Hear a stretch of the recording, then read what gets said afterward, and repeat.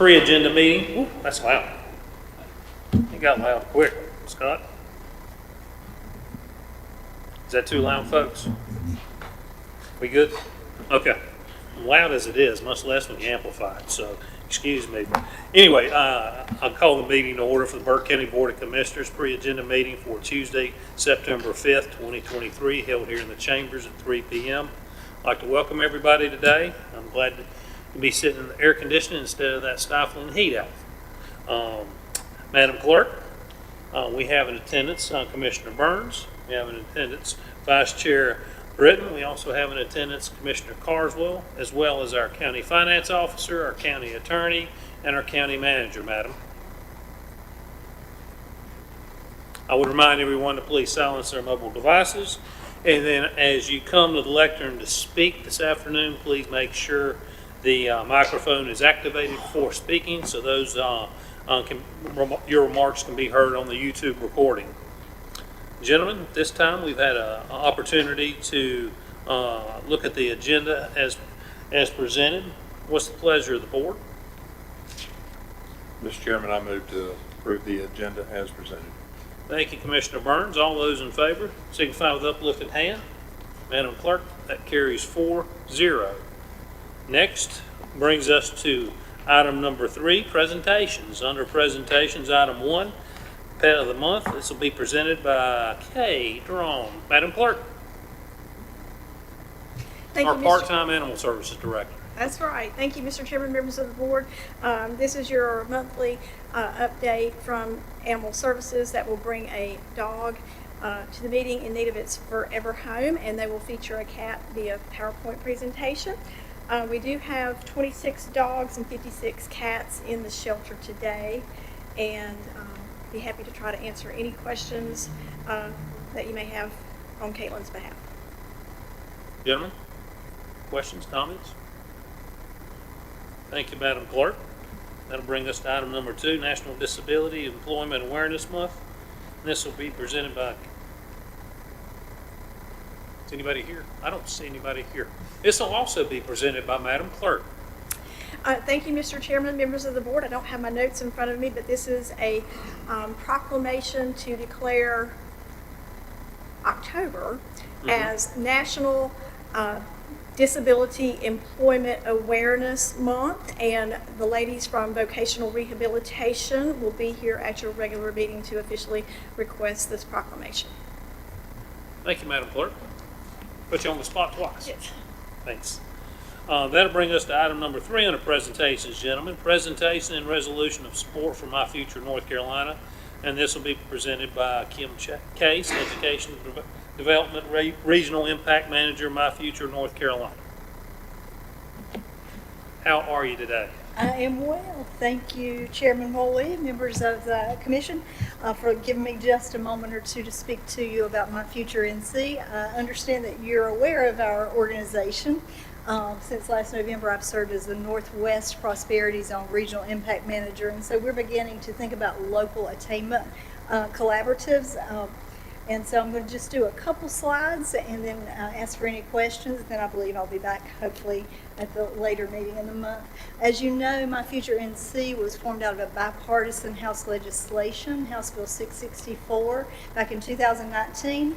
We have a goal of $2 million by 2030, and that means we want 25 to 44-year-olds with post-secondary degrees or credentials leading to jobs with family-sustaining wages.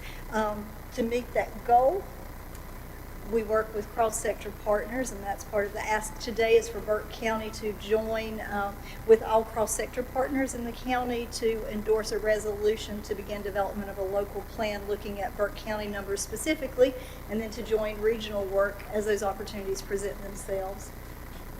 All right, you know that we've been voted number 1 in business for the 2nd year in a row, and so this imperative is even more critical. A robust education system. This chart shows minimum education levels for future jobs in North Carolina. If you'll notice, the majority of jobs will require post-secondary degrees or credentials. When I speak about credentials, I do mean that those are credentials with short-term welding, very needed, construction trades, all of those credentials that lead to family-sustaining wages, but are good jobs, in addition to those 4-year degrees and beyond. Some challenges, you know, the challenges to the job market and their job openings. Also that there is this leaky pipeline. When we look at our high schoolers who enter as 9th graders, we only have about a third who actually finish with a degree or credential within 6 years of graduation, which would put them at 24 years old. So about the time as an adult parent, you would want your young adults to be moving to the workforce. We want to make sure they're ready for that. Some numbers across our prosperity zone. Okay. And right now, partly because of pandemic, partly because of a number of things in our economy, we're about 31,000 below where we need to be. We work in 3 ways: accelerating actions such as this, monitoring and reporting progress, and you'll see I think you have county profiles with you. And then we also advocate for policy solutions. We do have an advocate who works with the legislature to talk about the things that are needed locally. Another reason this local effort is as important as it is that your voices are heard directly in the legislature. Okay. There are 7 other colleagues that I work with across the state. We're divided by prosperity zones and come out of NC Commerce. This is a picture of our profile. We can dig into that deeper at later date. The transition areas across the profile and key performance indicators that are listed there. One piece that's really important, significant, as those profiles look at opportunities for growth. These are across the state, and in Burke County, the 3 are opportunity youth, 16 to 24-year-olds who are neither employed nor enrolled. FAFSA completion, because people identify funding as a reason they don't go back to school, and then transitioning to post-secondary. There's some numbers, and I'm going to flip through these quickly, but one I want to stop on.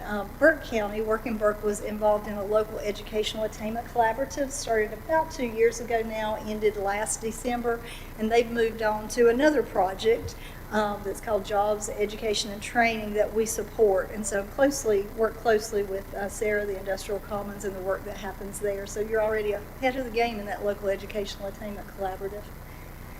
These are the numbers from 2018 to 21 that have made move above 5%. We did just release, and I don't have that for you with this slide, but the numbers for all counties across the state. All right, and I'm going to leave here and open it for questions. This is locally owned and driven work, although I do represent a state organization that thinks about how we might collaborate to increase our collective impact toward educational attainment. So I'll stop there, and if there are questions, things that I can, or if there's something else that you see that you'd like me to talk about in these slides, I'll be glad to. Thank you. Great presentation, gentlemen. One quick question. Highly qualified credential, how is that determined? Is that something that has to be listed in the NC Works directory library of credentials, or the community college systems list of credentials? So I'll flip to this slide. Currently, there's an NC Workforce Credentials Collaborative that is led by business and industry. They're working alongside some other organizations to determine which of those credentials actually lead to family-sustaining wages and which ones are needed in our workforce. If there's a credential that's offered at any organization and they want to add that to the list, it goes through a process with this collaborative. Okay. Gentlemen? Just one question. Are you seeing, or what kinds of things are you seeing from others who are embracing this type of resolution and attainment? What are folks planning to do to try to actually make this happen? What are you seeing? So it's very new work. Caldwell County was the first county to actually have all these essential partners, beginning with county commissioners. All of the municipalities, except one, and I'm on the docket for that in September, have agreed that this is a good idea and we'll develop a plan. Our educational partners in the business and industry as well. The first thing that they're planning to do is to hold a meeting with those cross-sector partners to look at what you're already doing. Because the work that's happening is, and even in our region, is pretty expansive. What we don't have is kind of this laser focus on attainment as a county and as a region. So one of the first pieces of work is just coming together to identify all of the buckets of work that are happening. I was just speaking earlier with Commissioner Burns about some things that are happening with community colleges across the region that probably aren't known by some of our cross-sector partners. I retired from Caldwell County Schools after 34 years, and my last role was coordinator of innovation. And so in that role, it was to bring business and education together. And what I found is the conversation between those two entities, even though they want the same things, sometimes it just isn't the same yet. And so having that conversation to help all cross sectors understand the work we're doing, then choose the pieces that make the most sense for each county and elevate that work. So that's the process that will come next, getting people together, that collective impact so that we all understand the same language and all have truly focused similar goals. You saw the KPI slide. There's 18 of those. We can't work on them all at one time. So what makes sense for you, and coming to some understanding about that collectively, and then building on good work. Mr. Chairman, I would like to add that you guys are doing tremendous work, and the upgrades that you guys have made to the dashboard over just the last year and a half, there's some really good information there, and I appreciate it. I use it nearly daily. Thank you. And we do, as our partners identify work that they're interested in doing, grants. We can support grants that lead toward educational attainment, write letters of support. There are 8 of us, regional impact managers across the state, and we come from this really diverse backgrounds. We have a school counselor, we have a social worker who worked in New York City and Washington, D.C., so she understands those urban pieces. We have an NC Works experience level, so just our range of information and what we can bring as a group is pretty, I'm just real blessed to be part of the group. Thank you, Mr. Chairman. I was looking at our NCACC map book that we actually just distributed with the data from My Future NC, and I can't understand, and it's Jeff's question that he alluded to. Caldwell is ranked 66th, we're ranked 65th, Cleveland County is ranked 69th. That almost takes me aback, since all of the work that we feel like we've been doing in this arena of education. Why is there, Jeff, that's a question. I know we can't pinpoint anything. How did we arrive at these numbers? Now, are you talking about the Educational from attainment. 2018 to 21? This is for 21. For 21. Yes, our numbers for 21 furnished by My Future NC. Okay. Just went out to our members of the association. Those look at our credentialing, and I'd have to do a deeper dive into those honestly because I haven't seen those numbers from that particular book that are ranked. They're very new from the 2018 to the 2021 comparisons. So I'd really have to dig into it honestly to answer that question, as I need to. But I still feel like our numbers are probably, our rankings are going to be not so great. I think, and I'm not going to say for certain, but the numbers of opportunity youth in the Western Piedmont Council of Government region are really high. And so I think that could contribute to that. So that's an area that the Work in Burke program is really reaching out to in conjunction with the school system. The other piece that we noticed on the county profiles, actually in our essential partner meeting, was that the number of parents with higher ed degrees or credentialing could be increased. And so looking at, what are we doing for our adults as well, could be something that we need to consider. Those questions are why we need the collective, because they can't be answered by any one group. And another piece that's kind of interesting, when we do those local plans, we can look at local data as well. I know with the opt-in internship program from Work in Burke that they've had some good success getting those numbers of students into educational programs or into employment. So those numbers should be included in your local plans. And then if there's things that we have questions about, I can take those back to our team at the state and say, these are questions that my local partners have. What do we need to know? What else can we do? Who else is there that can be a resource? So beginning the conversations is very important. As we look at Opportunity Youth, Yes. we just put this book out like last week, Burke County's ranked 96th. That's saddening, to see that. I wish there were some things that we probably could take a look at to help us out there. I think that across our region, Opportunity Youth for Caldwell, Burke, Catawba, and Alexander is an area that we could even collaboratively think about in the area. I agree. FAFSA completions, just flipping through these last slides, that's one of those pieces that's, I won't say low-hanging fruit because it requires trust from different groups to complete. But we leave about $100 million, that's on that next slide, about $100 million on the table in federal dollars to get students to school. So answering some of those questions is important as well. I think that's what we're trying to do here with maybe some new resolutions that we're coming up with that we will be able to assist the schools a little bit better than we have in the past. I don't know that everything that's out there, we just have to make some good decisions on what we can do to assist the schools as we move forward. But great presentation, and I do appreciate it. Well, thank you. And I'd love to dig into that information more and see that book as well. Thank you. I have one more quick question.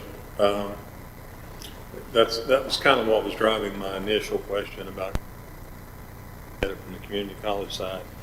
Credentialing can be awarded at tier level 3, so I'm wondering if you guys are only capturing tier 2, 96 above in credential, or are you looking at credentials that are generated at 24 hours?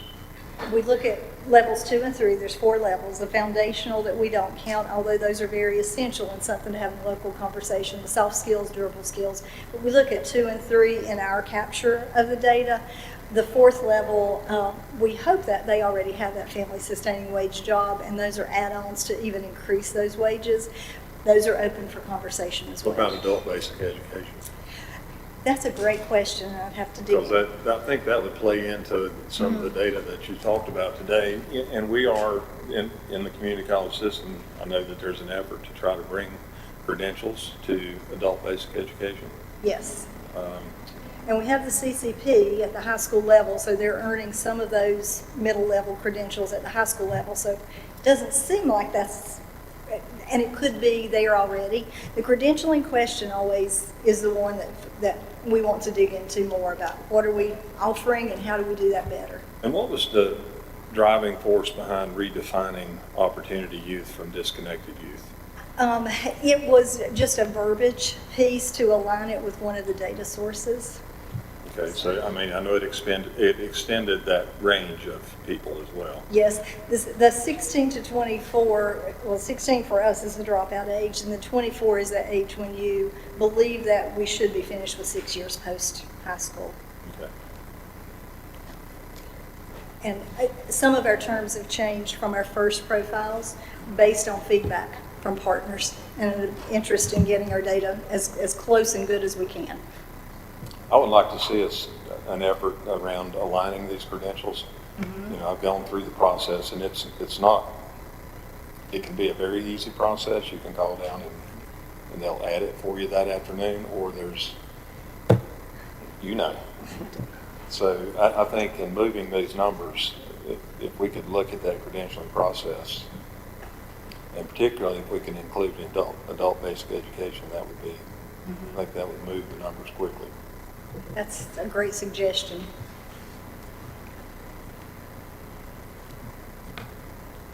Any other questions, comments, Jim? One thing I learned in our last meeting with you at the college, and made reference to, trust, and some that's, never really occurred to me as far as FAFSA, getting those numbers up, that a lot of parents just don't give up that information. And so how do you overcome that? We've had some success, and I'll shout out Allegheny County. They have a college and career access team at their high school. Team's been together a couple years, and they've done some pretty creative initiatives to invite people in, to have the conversation. Our president CEO, Cecilia, says it's one by one by one. It really is. Those numbers are only going to increase as we work individually with the individuals who need those credentials and bring them in, and collectively from this higher leadership level to make sure those opportunities are there to have the conversation. So it's both. And then one last thing you explained to me, because you know, when people learn about what this is, the thing is, you know, we got a long-term goal, but the way you were set up funding-wise, explain that, why it's sustainable, and you're not susceptible to the ups and downs of the current politics of the moment. Yes, we are a state-led nonprofit, and because we were set up as a nonprofit in 2019, we have funding from cross-sector partners. We have some strong philanthropic partners, but we're also looking for how do we build these educational plans so that they are sustainable, that building on the work that's already happening, so we're not creating something new. We're really building on what's here, but looking at it in a new and different way. We are full staff now, and we do have a small staff at headquarters to look into the research, and I'll go back to my researcher and dig into that data.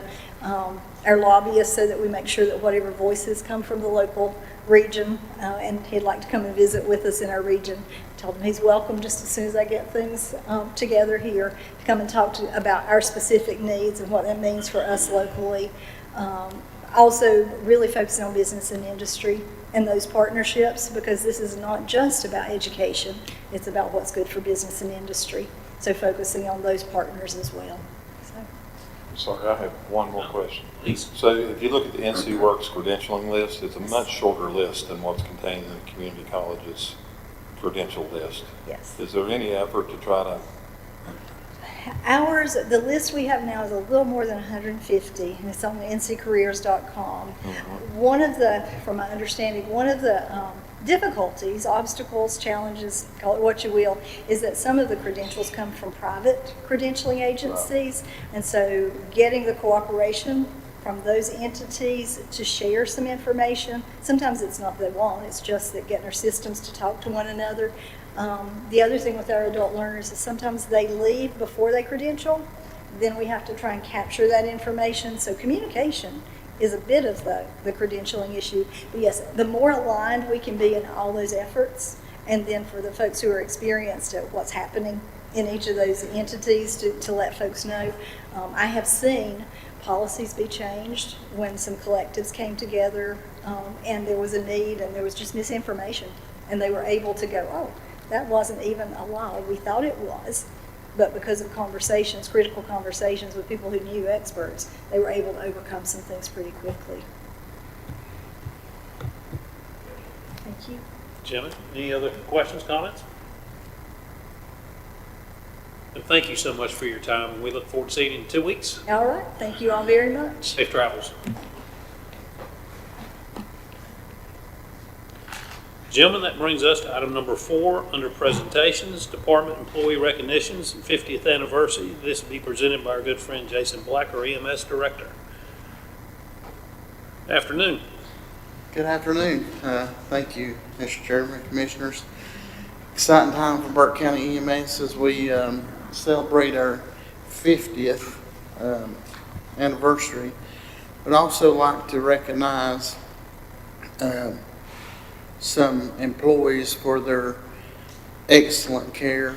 I think we have 8 or 9 coming up at the meeting that have either been involved in a cardiac arrest where somebody was completely pulseless and breathless, and now these people are out in the community walking and talking.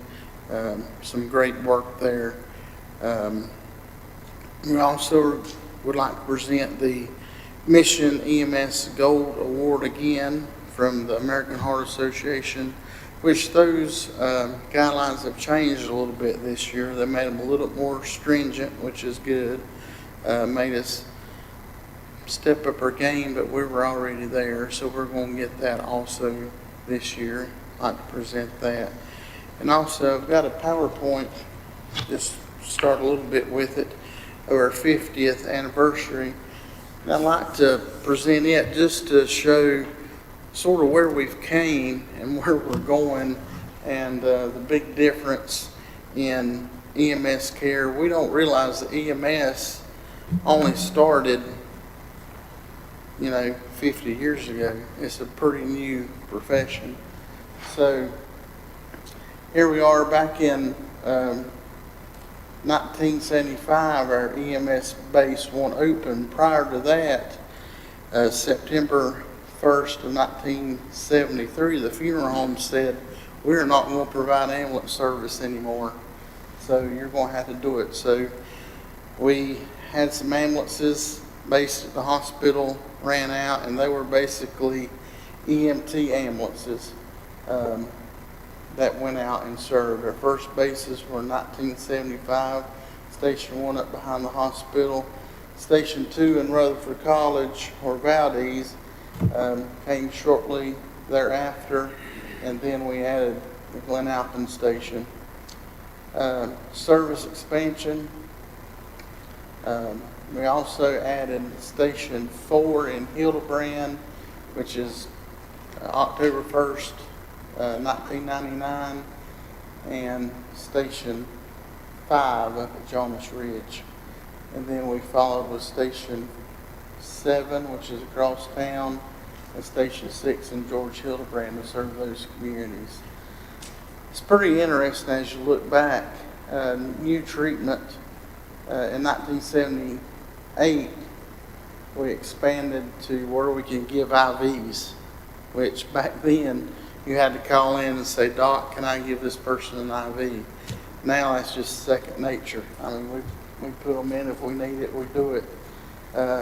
Now we're actually doing advanced interosseous needles where we go right into the bone. You know, we can't get an IV, so it's just amazing looking back. CPR training, back in 1979, if you notice, it's mouth to mouth. I know it's a dummy, but nobody's even thought about gloves then. And then today we have automatic CPR devices. Have automatic CPR devices, and we can insert a breathing tube into the patient's lungs and breathe through them directly that way. So when we get on scene, we put them on this to do chest compressions that are 40 to 50% more effective, and then we can breathe directly into their lungs, which is just wonderful. Cuts down on manpower. A lot of this came about with COVID, you know, trying to limit the amount of people in the back of the ambulance around patients and stuff, and the dire need of EMS employees, but it's actually proven to be very beneficial for patients. Paramedic program didn't start till 1983, which and didn't graduate until 1984. So a paramedic, if you think about it, you start out as an EMT advanced, you can give some medications and IVs and such, and a paramedic can pretty much do in the back of the truck what they do in the ER without some of the testing. I mean, they can give lots of medications, speed your heart up, slow your heart down, stop it for a second, hope it restarts in a normal rhythm. And what we did with the community college has really helped us and as a agency and the county is our EMS Academy, where we take people off the street with no medical knowledge whatsoever, train them, and they get their EMT, they start working on the trucks, and then they go on to get their paramedic. That's actually saved us from disaster with the employment situation. And it wasn't until 1987 until the new equipment of gloves were added. You think about that. That's just, you know, running out, and that's when AIDS, you know, came to the forefront in the country, and stuff like that. But now we're actually in a partnership with UNC Blue Ridge that we can do blood transfusions in the field. And that's wonderful in trauma situations where people lose a lot of blood in a trauma situation. We can give all the IV fluids in the world, but it's not going to help them because they don't carry oxygen. So we can give blood. Now, this is some of our call stats.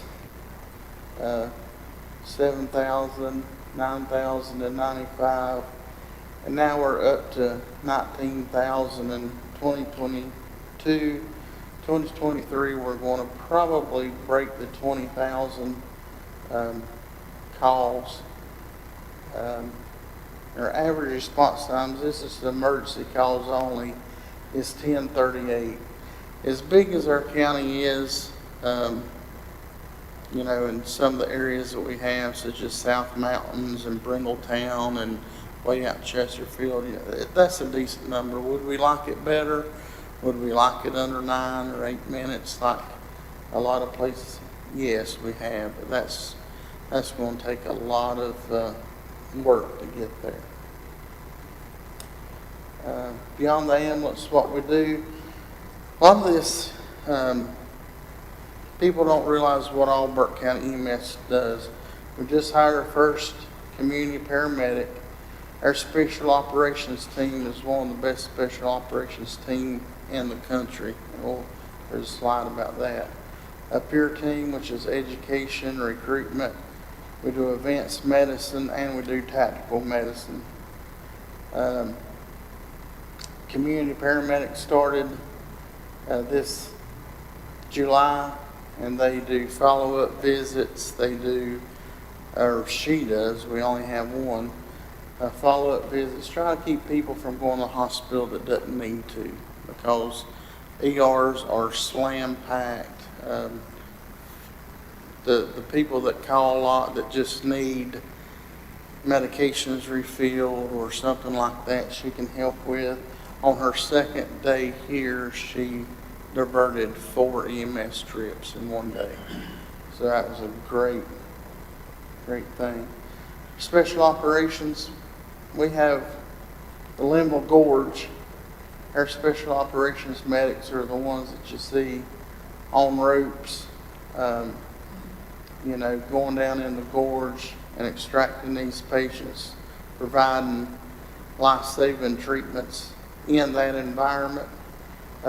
Also, here's a picture of South Mountains. That was, I think the falls are over here, and there was someone in the water. This is just an aftermath of some of the rigging they'd set up to get them out. And then this is a HART team where they come in with helicopters. We currently don't have any HART team members, but we have the training, and we help those guys. It's mostly Charlotte Fire now, go in and extricate people with a helicopter. Also, Burke County, along with emergency management, is the only Type 2 water rescue team that is a state asset made up of entirely of EMS personnel.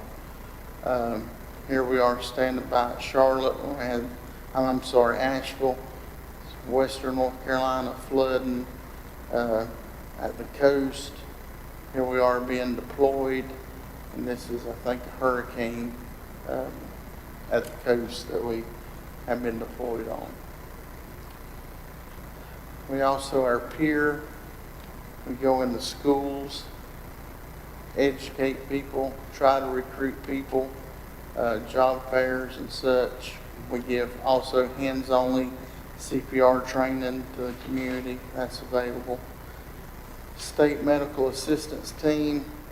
We do have a state medical assistance team for big, huge events that they may call us. I think the last one, we don't get called a lot, usually because they call for the Swiftwater team, and that our resources are to it, so we can't really respond to SMAT.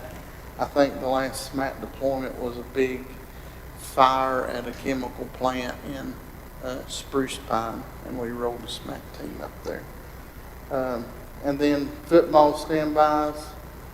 Every high school football event in the county we cover, and we also do other events. I think this may be the mud run or something prior to it. Tactical medicine. This is SWAT member, Captain Hood. He's on the SWAT team.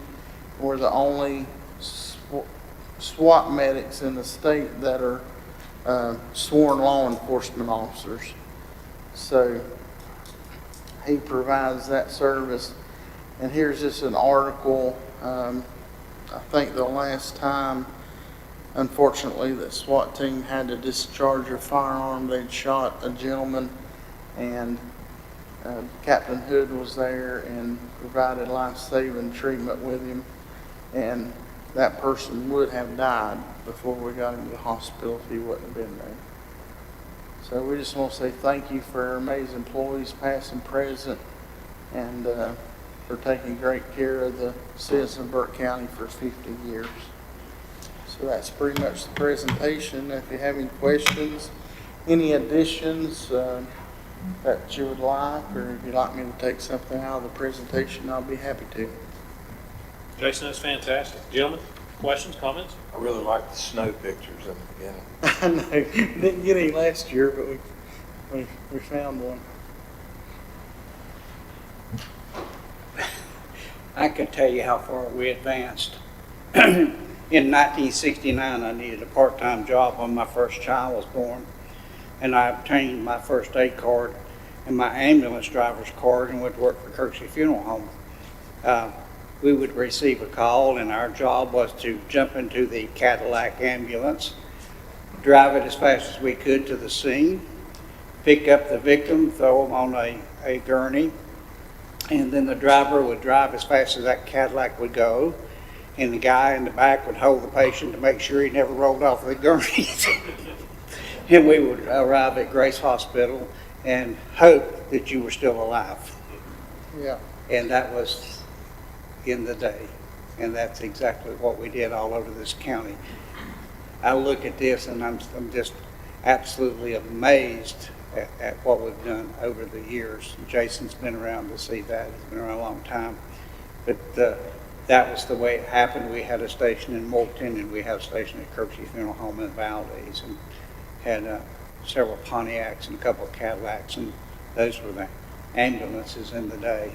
And then, unfortunately, sometimes you'd pull in over here and Dr. Giles would say, don't unload them, just go on to Winston-Salem. Yeah. You know, so we have come a long way, and I do appreciate everybody that has works for you and has worked for Burke County over those years. It takes a lot of dedication, a lot of training to get to where we're at today. Thank you. I would like to say, looking at your presentation, I felt a little old. I think I started as a first responder with Akron Township probably a year after Gloves became a thing. And then I saw the South Mountain Park, or the South Mountain State Park, and I remember my first EMT classes. There were two Rangers from there.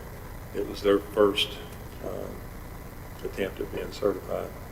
And then looking at where you guys have come, I mean, I'm blessed to be on your advisory committee, and I listen to you guys talk around the table, the dedication, the time it takes to do what you do, the training that's required now as opposed to what was required back in the day when I was there is unbelievable. Not only do I want to give a shout out to you and your staff, I want to give a shout out to their families too. Because Absolutely. there's a lot of dinners that go uneaten, and we just appreciate the commitment. And it's a lifestyle. It's not a job, and we appreciate you for what you do. Absolutely. Thank you. I think, speaking of Commissioner Carswell's comments, one of the events that led to really getting an ambulance service in Burke County was a bad wreck in Glen Alpin at Bottom Drop. There was two vehicles hit head on and multiple fatalities and stuff. And so the history, I like the history of it, but I like where we're going also. That's why my tagline on my email is tradition with a future. You know, want to respect the tradition, but also looking forward. And we're still EMS is still a new entity in the healthcare realm, so there's a lot of growth that we can do. Gentlemen, anything else? great comments. I can't imagine seeing you in the back of that thing rolling around trying to keep on a gurney. That is. You the driver or the whole? I was going to say, who drew the short straw?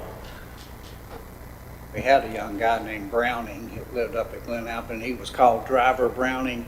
I sat in the back and made sure they didn't roll off. But I did have a first aid card. Yeah. And you talked about the Cadillac, the best of my memory certainly was a Hearst. Riding in style. Well, and looking at those pictures too, as we were just talking about before the meeting, you know, our EMS base is as old as you organization, and so EMS base 1. So we're excited to get that project underway to get y'all a facility that's actually built for not cars but EMS vehicles that meet the standards today. So we appreciate what you do. Thank you. Jason, thank you, my friend. Thank you. Without objection, this item will remain on the agenda, gentlemen. That brings us to item number 5. GFOA Certificate of Achievement for Excellence in Financial Reporting. This will be presented by Brian Epley, our county manager. Thank you, Mr. Chairman, members of the board. I'll be brief. I just wanted to place this on the agenda to draw some attention and really highlight something that I think is cultural here at Burke County, but and point out most recently for the second year in a row, our finance office, and as the really organizationally wide, we've been recognized nationally for excellence in financial reporting. So, you know, certainly want to, it starts at the board level with policy about fiscal management and oversight, and flows through from you all through the entire organization. Certainly want to congratulate Margaret and her team. They don't give these away. Again, national recognition is something that's, I think speaks to the professionalism, the accuracy, and real, you know, the dedication to transparent and good financial reporting. So I'll ask her to come up. She may have some words she wants to say or questions from the board, but I did want to take just a brief moment and highlight that achievement, and allow her to speak to you all about her team and their accomplishment.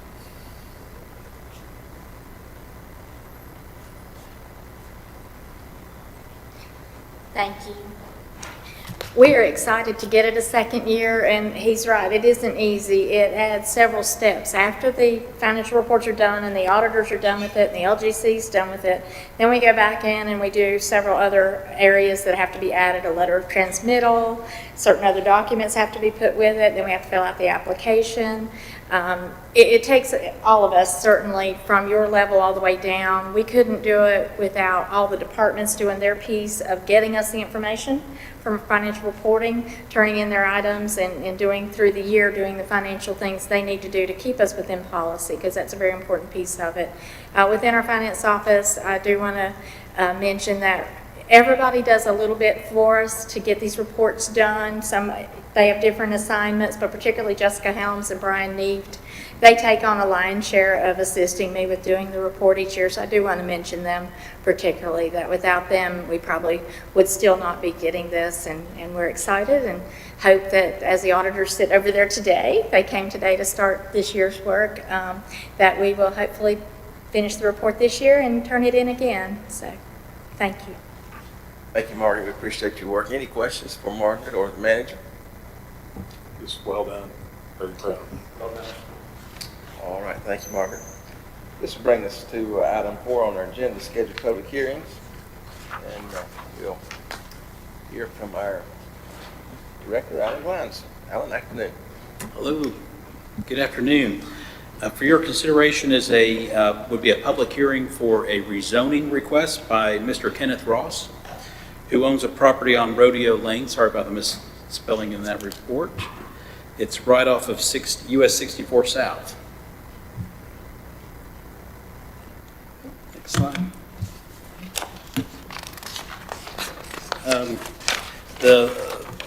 The property is residentially zoned. The request is to rezone it from residential 2 to general business. Mr. Ross owns the property in front, which is already zoned general business. He'd like to have both of them be able to be utilized for commercial development. So he's making that request. You do see it in this map here at the bottom. It's sort of highlighted. R2, but right behind a row of general business properties. The future land use map, of course, is going to points out that there's a mix of residential and commercial uses in this area, being Highway 64 South. And so this would require, if it was approved, would require a change to the future land use map to match up to the general business zoning request. The planning board reviewed this in their July meeting. They did vote to recommend approval for you all. So we'll be bringing that forward at our meeting next month, or later in the month. Can I answer any questions for you? Jim, any questions, comments? I know it's a line issue, but where that point comes down off the triangle, the previous map showed that it looked like there was a right-of-way through there. Is that Question? where the point is on the R2 that's coming down into the... Probably meeting the middle of the road, so it's Okay. it's probably zoning to the middle of the road and it splits to the middle, so that's probably why we're seeing a little discrepancy. So it's not connected? Yeah. Okay. So Alan, that is just going to be an extension of the already existing business Right. that's already been used up to this point, really, anyway. Yeah, this gentleman, I think he's sort of tried to lay off that backtrack, but he's, it's kind of hard to not park a trailer there or two, for hauling and other business uses, So but for all intents and purposes, Yeah. it's pretty much, that's what the use is for. yeah. We have a few photos attached to the report, and it's kind of, other commercial uses nearby. There's a gas station on the corner of Rodeo Lane and US 64 South, so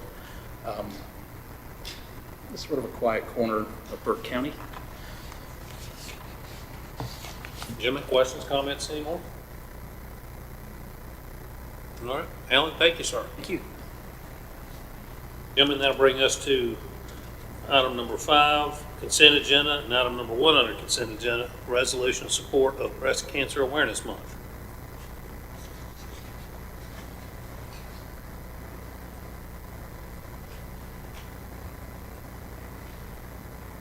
Thank you, Mr. Chairman, members of the board. This is your annual request to declare October as in support of Breast Cancer Awareness Month, and encourages folks to get, testing, increase their knowledge about this disease, its cause, prevention, diagnosis, and treatment and care. And if you'd like, wear pink to the meeting for October. Jim, comments? If not, without objection, this item will remain on the consent agenda. Thank you, Madam Clerk. That'll bring us to item number 2, reappointments to the Burke County Board of Adjustment. This will be presented by Ellen Glines again. Thank you again. Every September, when terms are ending, we will ask for reappointments, and so that's what we're doing for the Burke County Board of Adjustment. We have 3 members whose terms are finishing up, and that includes Jenny Cook, Ray Johnson, and Joyce Coonahan, and Ed Halliburton, 4 members, sorry. And they would all like to be reappointed, and so that would, if approved, their terms would end September 2026.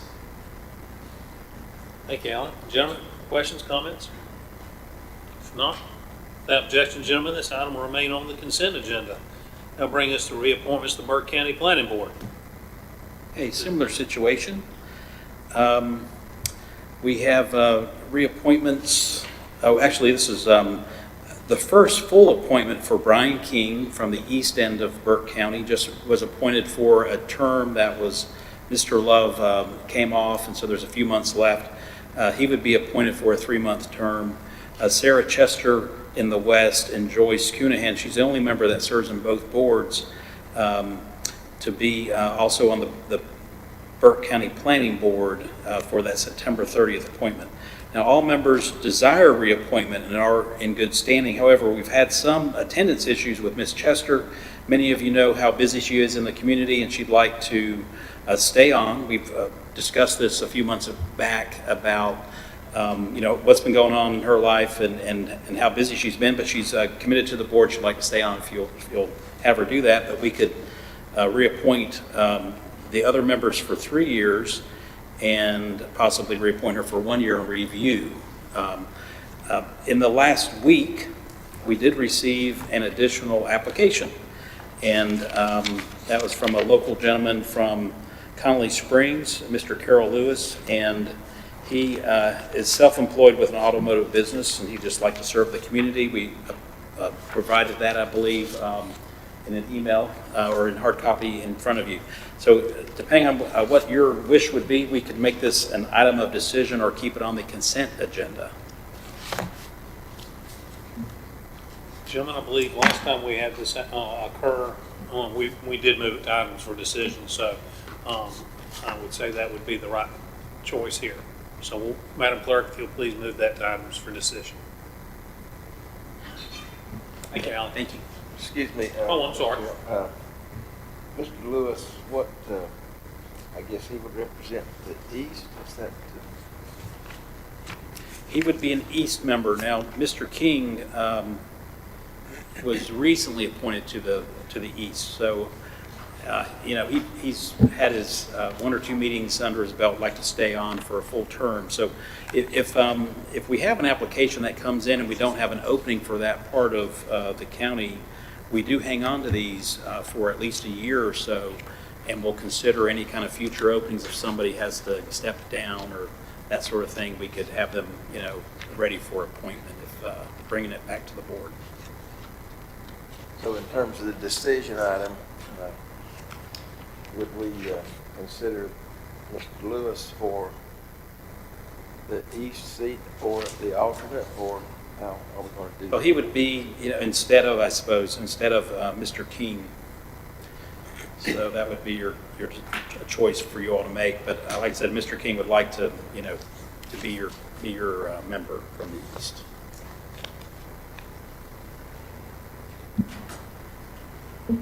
Anything else, gentlemen? Al, thank you, sir. Brings us to item number 4, approval of budget amendment number 2, FY 2023-2024. This will be presented by Mr. Epic. Thank you, Mr. Chairman. I made just a point of clarification or something worth mentioning as it relates to board appointments. We internally in the manager's office are working on a policy that the board can review and sometime in the future that would, I think, further articulate how to handle appointed board membership and attendance and participation and those type of things. We have some ordinance language that it lacks clarity about the appropriate mechanics. So as Mr. Glines mentioned, with this one particular reappointment having some attendance issues, trying to put a systematic approach into handling that to help the board in your application, I think is something that we'll circulate at a later date. Item 4 on the consent agenda is budget amendment number 2 on the year. The county is in receipt of 3 separate grants. The first 2 total $280,957. All of these are flow through, and those first 2 have to do with stream bank restoration. One being at Canoe Creek for Phase 1 project within Oak Hill Park. And then the third grant here is from the North Carolina Department of Health and Human Services. It's $171,646, and it's additional revenue to help enhance adoption assistance services there in the Department of Social Services, which obviously is a programmatic function of what those folks do. So we're asking to approve those grants, those 3 grants, as well as the appropriate spend plan with each one of them. Happy to answer any questions you may have. Gentlemen, questions for Mr. Epic? Apparently he did too good a job. So without objection, gentlemen, this item will remain on. Sorry, just looking at this, just looking at the table.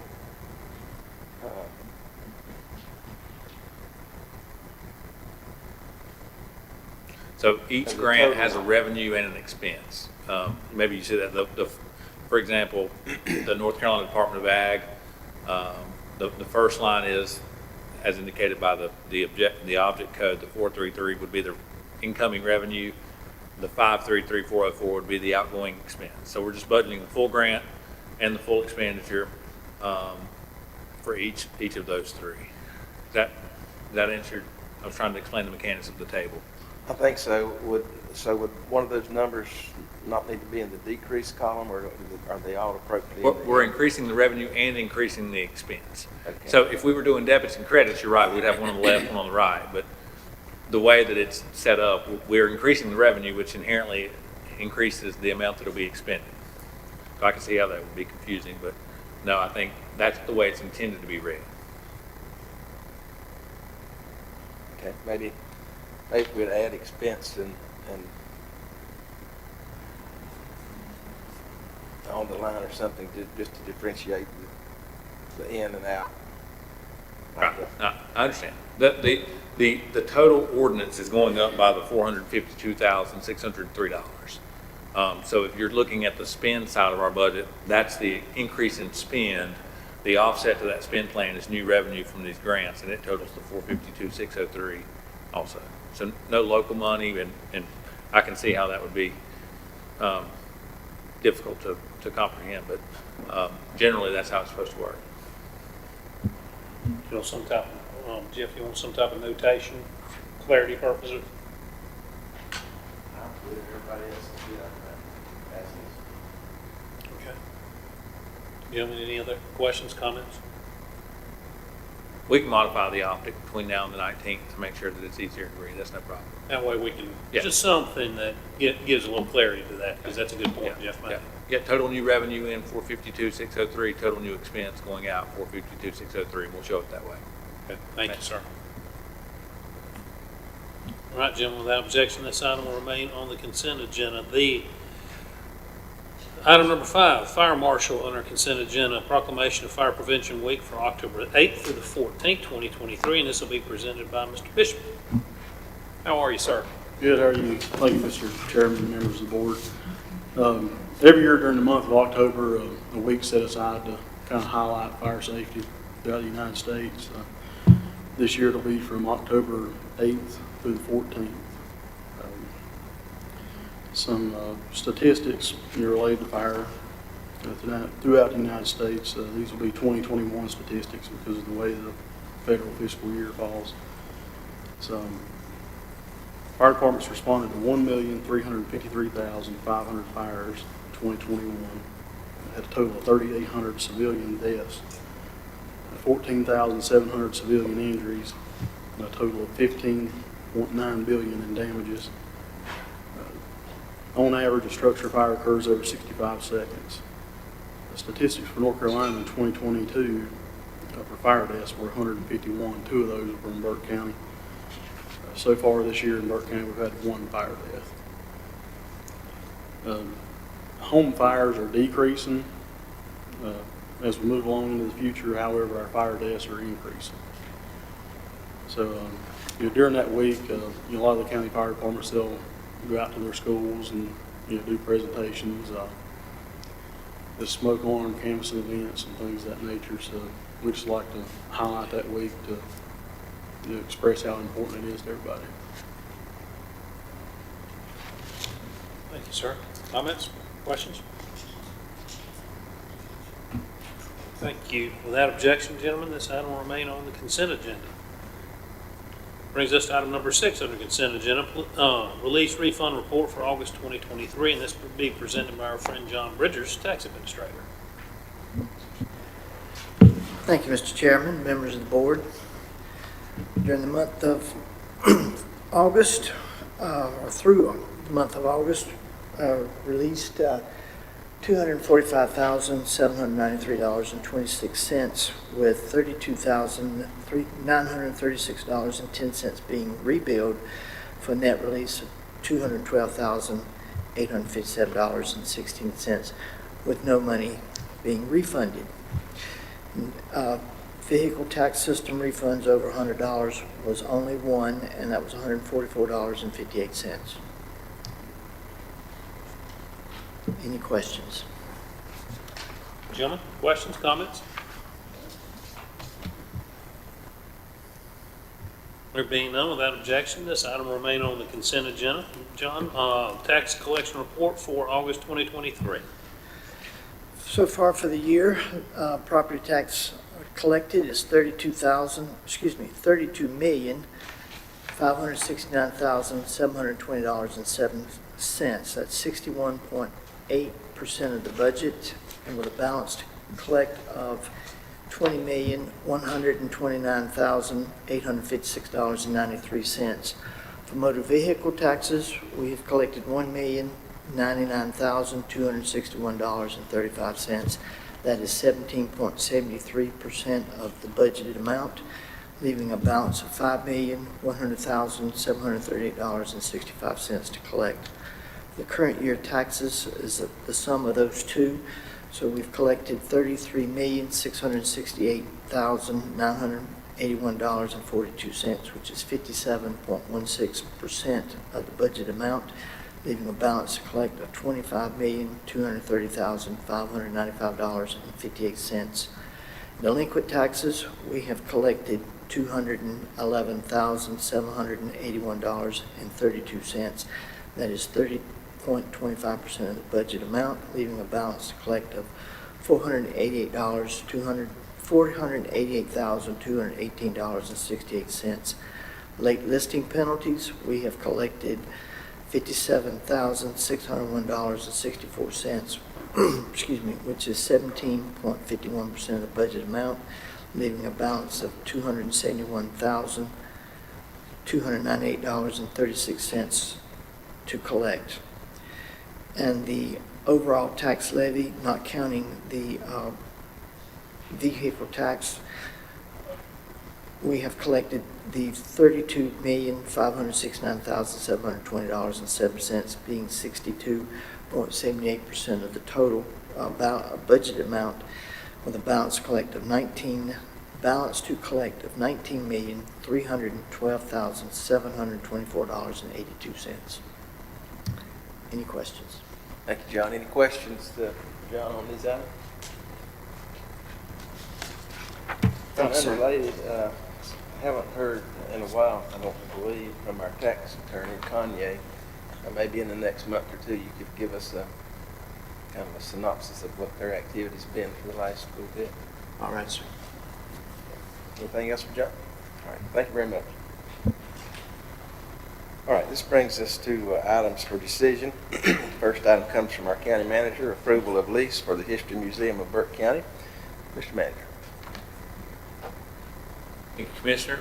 Just as a brief update, on the 19th of September, as instructed by this board in your August meeting, I've been working with the county attorney. We've met several times working on a lease draft for the Board of Commissioners to consider.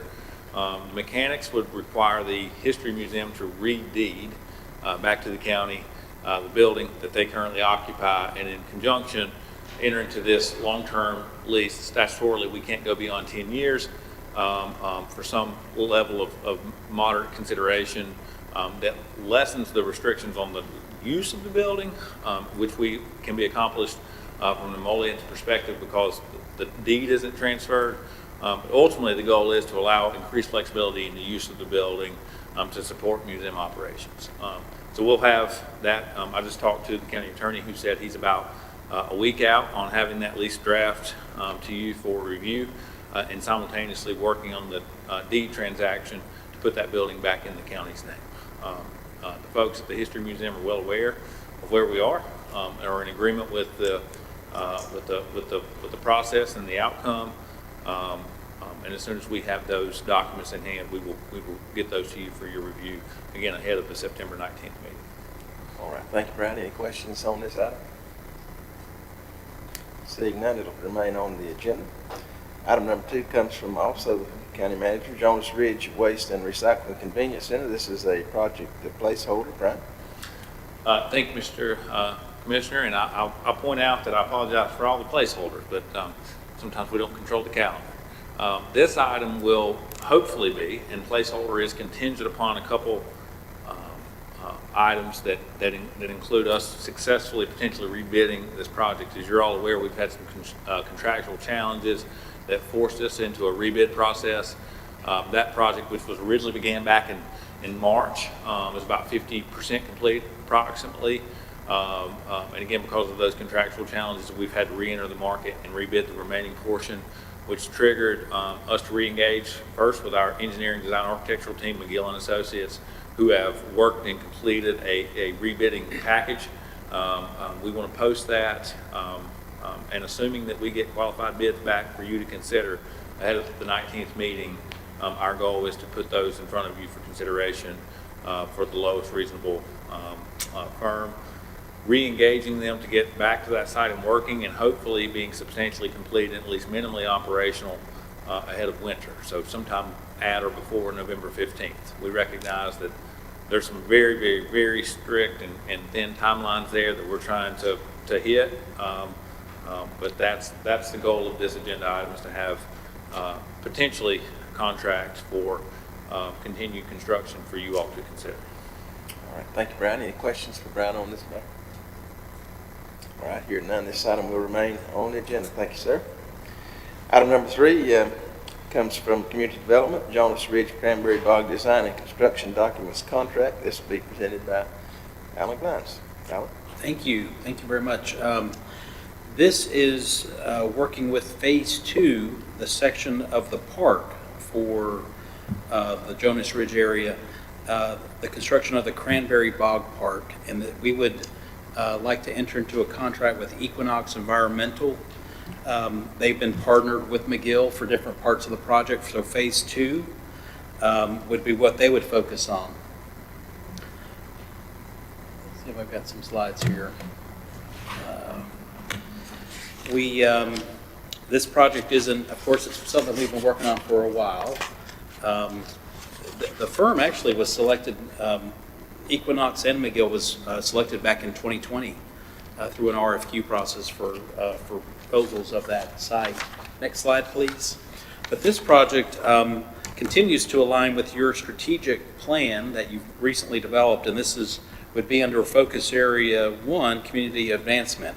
This is investing in cultural capital and advancement strategies to promote participative governance that elevates a community to live, work, and play, while also positioning Burke County as a community of choice. Next slide, please. As a reminder, the part of the property that is the bog, we call the bog, it's about 16 acres. The convenience side, of course, which is right next door, is about 4 acres. So we kind of split that up. There are more restrictions and protections going to be in place for that 16-acre bog property. Foothills Conservancy holds a conservation easement on the property on behalf of the state of North Carolina, and some of our purchase funds came from the Clean Water Management Trust Fund from the state. Next slide, please. And this just reminds you of sort of the area master plan. And this is our first area here. This is that Phase 1 with the convenience site. And then this would be the bog park. And so there's obviously a lot of wetland areas in there. The project was divided into 2 phases just for the convenience of getting that the convenience site up there at Jonas Ridge started first. And then Phase 2 being considered today to contract for the development of final plans. This contract will include 2 master plan, kind of 2 designs that we are able to choose from based on the components of the site out there. Part of the work with this contract is the conceptual planning work, but Equinox will survey the tract of land, work with the Army Corps of Engineers to determine, it's called a jurisdictional determination for that wetland area. Once that's agreed upon with the Army Corps, then they'll develop, master plan kind of features out there that we can enjoy the resource without damaging the resource. So that's part of that master planning work, but it's a good effort to develop this jurisdictional determination. They'll also consider the possibility of reusing that older home on the site. They'll finalize a design based on our preferences, and then they'll develop construction docs. And then once the project's bid by Burke County staff, they would stay involved for construction observation. So that's what's included in this request for you all. And then final slide, please. There's some photos actually of the bog itself there. The total contract amount would be $127,632. And this request at the formal meeting will be to approve the contract for services. All right, thank you, Alan. Any questions for Alan on this item? Seeing none, this item will remain on the agenda. Thank you, sir. Thank you. This brings us to reports. End of year report, another placeholder. Mr. Manager. Again, I apologize for the placeholder. Once the items are in place, though, I think that'll be a very positive thing. So we are working on a comprehensive end-of-the-year report. We've been working on this for about 45 days now. Customarily, it's well beyond the end of your fiscal year before you hear from your auditors and before you really hear from across the organization about how your strategic plan is being implemented and performing. So we are pulling data on performance measures that include financial, fund balance pro formas, revenue expense numbers for the year that just concluded June 30th, 2023. But we're also looking broader at travel tourism data, county economic information. We're looking at permitting and a variety of other areas across county government where we're tracking that align with your strategic plan. And we'll present that report to you on the 19th with a physical copy, and then I'll also be prepared to share a brief PowerPoint presentation highlighting components of that report, again, that includes a lot of operational and capital items that are our priority. So happy to answer any questions and excited about delivering this report to you all for the first time in recent history, at least that I know of. All right, thank you, Brian. Any questions for Brian on this item? All right, hearing none. This will bring us to item number 8, other discussion items, and I'll turn it back over to Mr. Chairman. Thank you, Mr. Britton. Okay. Gentlemen, appreciate your patience. Had to take a phone call. So item number 8, gentlemen, please submit your reports to the clerk ASAP for inclusion in the agenda packet. And some friendly reminders: don't litter, pick up trash, cover your loads to the convenience centers and landfill. And I am going to put Mr. Epley on the clock once again for a second and mention something that we talked about before the meeting, and we're going to repeat this over and over to the public. Thank you, Mr. Chairman. Absolutely, and I guess most impressively, this does not act as a placeholder for the time being. As the chairman and I discussed prior to the meeting, we are currently now engaged with a company that also subcontracts with DOT for roadside cleanup, and part of the effort for community beautification, as you recall, during the budget this year, we set aside some resources to do some marketing campaigns, some educational information. We want to do things like get in schools and get in front of students and talk to them about encouraging their parents and loved ones and families about the challenges of littering. Maybe it's partnering with river keepers and those type things, but a big part of it is just baseline cleaning up some of the trash that's already there. And again, we fundamentally know that community beautification and cleanup, litter prevention, doesn't start with picking up trash, but there is a role for that. And so we have a vendor that's now under contract, and we will be working to get something on our website and providing a mechanism for people that may want to share areas of concern throughout the county with commissioners, but also with the manager's office, so that if there are roads in the community that you want and believe need attention, that have a litter problem, we can get out there, apply some resources and get those cleaned up. Well, that's ready to go. And I believe that you'd ask that a small presentation be added to the agenda for September 19th. Yes, sir. We've been preaching on this for so long, I thought, gentlemen, y'all wouldn't mind if I added that for a presentation. And our point of contact sheet will be up here to give a nice presentation and tell the folks how to reach out to the county to utilize these resources that thankfully we've set aside in the budget this year. So, thank you, Mr. Epley. Remind everybody to adopt or foster a pet from Animal Services. Please spay or neuter your pets as well. We got a special day coming up September 7th. I see our county attorney. It's JR's birthday. And I'm not going to ask how many. But did you ride in one of the original pre-ambulances like Commissioner Carswell is all I'll say? Well, as my daughter used to say when she was just a tyke, it's 3011. That's the year. Sounds good. Well, happy early birthday. Gentlemen, just a reminder, September 7th, we will have a Board of Commissioners, Board of Education Working Group meeting at 11 a.m. at Parker Road. September 8th, a special joint meeting between Board of Commissioners and the school board at 11 a.m. at Olive Hill. Lunch will be provided.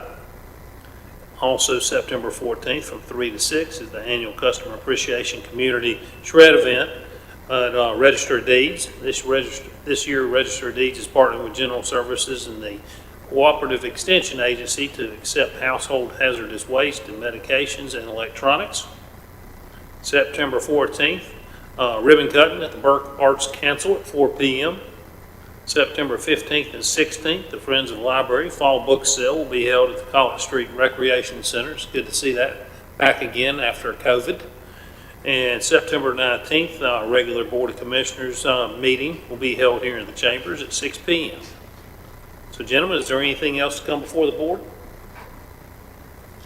Yes, sir, Mr. Chairman, if you don't mind, I would, two things in particular. Please save the date of Wednesday, September the 13th. Dr. Stephen Lloyd will be in Burke County over at CAMA that day. If you'll remember, Dr. Lloyd was the subject matter in the Hulu presentation of Dope Sick.